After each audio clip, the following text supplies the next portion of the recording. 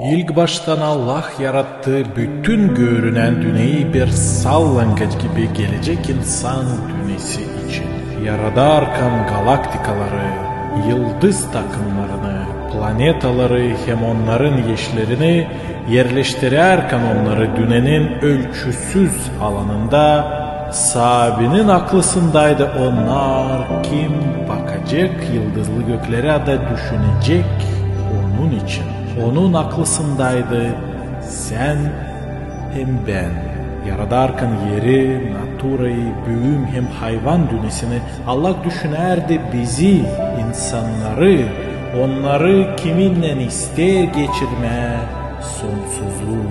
Yaradarken adamı hem Yeva'yı Allah bilerdi nice onlar kullanacak bağışlanmış yaşamayı hem ayırma serbestliği. O değil sadece bilerdi ama yaptı da hepsini ki onlarda da seçim olsun.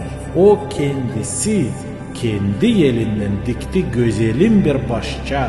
Yerleştirdi orayı, ilk karı kocayı da verdi onlara interesli hem önemli bir dava işleme başlayı hem kurma onu.